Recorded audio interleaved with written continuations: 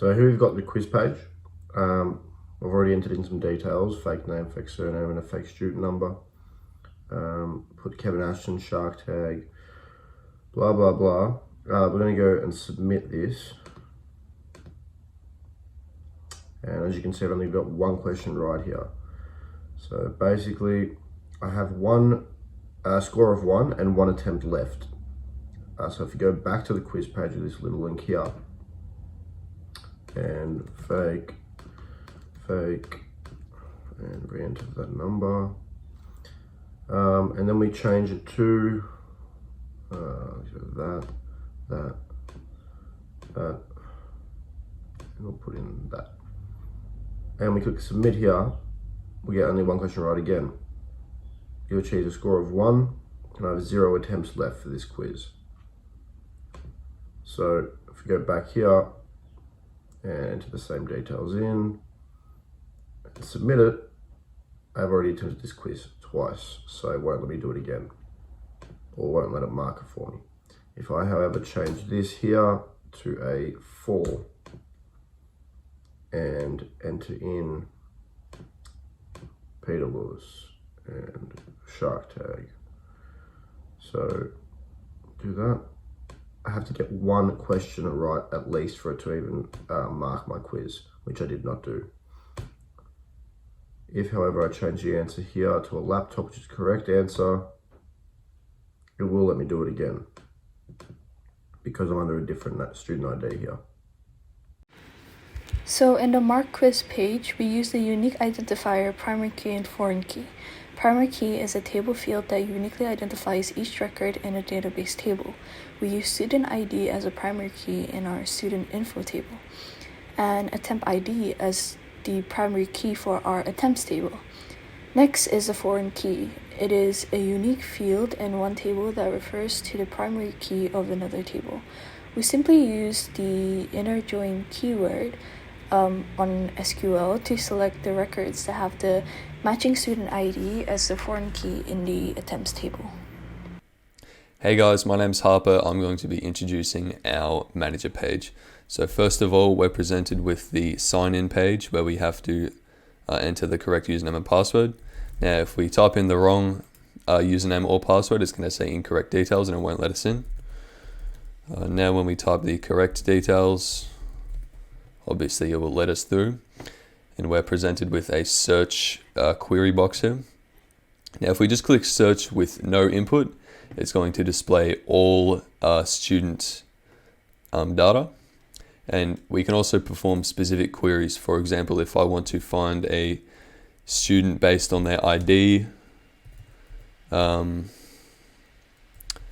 based on their name or last name, etc., or multiple of these things. So for example, here I've searched for this student.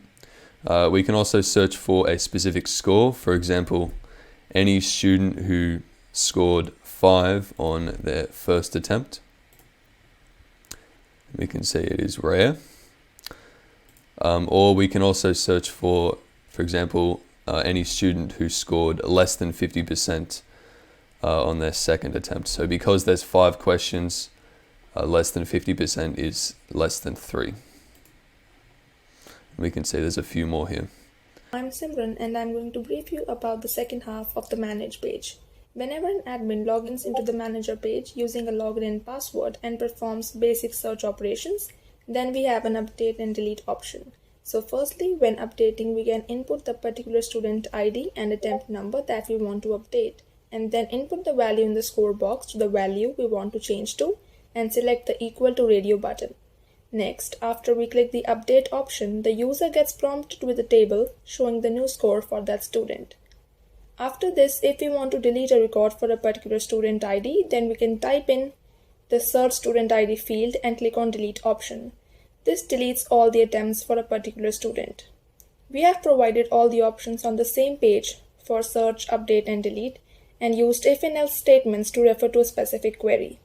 We can also perform a number of other update and delete options with the given form here.